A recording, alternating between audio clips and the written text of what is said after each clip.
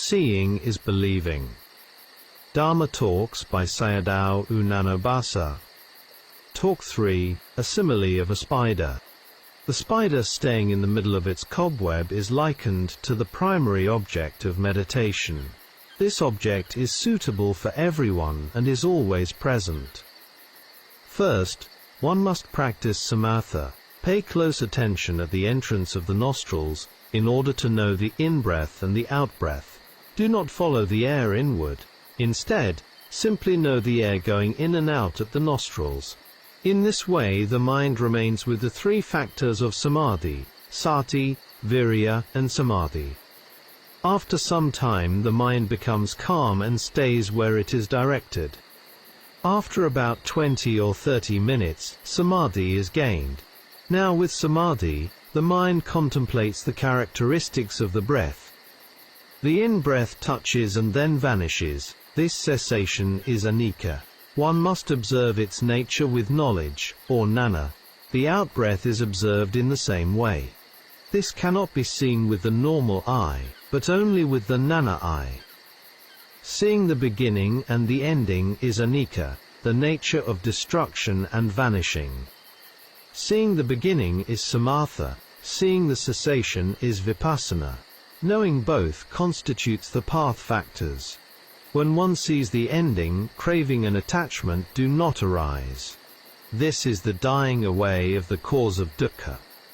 Note, Venerable Ananda mentioned 4 ways of realization in the Anguttara Nikaya Book of Fours, Sutta number 170. Among them, the Yogananda method is the third. According to Mogok Sayadaw, in some of his talks he explained this teaching to lay people as the Yogananda way, driving 2 oxen together, that is, samadhi and panna. If you do not wish to contemplate touching and knowing, you can also contemplate the mind, observe the wanting to breathe in and the wanting to breathe out. You will find that these minds also vanish. You may also contemplate feeling, or whatever mind arises, seeing, hearing or smelling. If there is nothing arising, simply return to the primary object of the breath. This is the spider method. The spider stays at the center and only moves when a fly touches the web. If you can contemplate whatever object is clear enough to discern, then it is suitable to your character. For example, Mogok Sayadaw said that feeling is a khandha that is easy for the yogi to discern. Insight shown by the khandha arises faster and in greater numbers, and thus has stronger power. Insight observed by oneself, the yogi, is good only if defilements do not intrude during the practice. This is still weak samadhi. When the insight shown by the khandha becomes prominent, it can help one finish the practice more quickly. There are 2 stages of insight.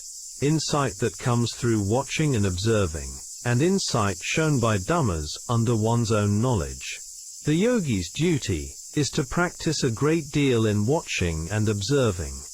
With stronger samadhi, dhammas reveal their nature more clearly. If the mind becomes purified, light may appear. One may ask, since the mind has no bodily matter, how could it emit light? The mind depends on the blood of the heart, which emits light because of mental factors. With a greedy mind, the heart blood becomes bright red. With anger, it becomes dark red.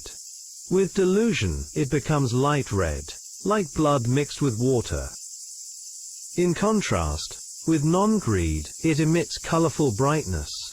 With loving kindness, it emits white light. And with non-delusion or knowledge, the blood in the heart becomes clear. The eyes and the body become bright. Even when the yogi has the eyes closed, there is no darkness, there is only light. Note, the following information is from Phawk Sayadaw's talk on insight practice. From the insight knowledge of rise and fall onward, light appears. The Buddha taught that both samadhi and vipassana possess the light of knowledge. This light is produced by heat element or temperature-borne matter, which possesses brightness. When the yogi is purified from defilements, contemplation proceeds with a calm mind. The mind and its objects become refined. With good samadhi power, the mind no longer moves. It settles in stability, clearly knowing the rising and falling of all phenomena. Without samadhi and calmness one cannot realize the Dhamma. It is like the pendulum screw of a clock, which swings from side to side rhythmically, in order to function properly.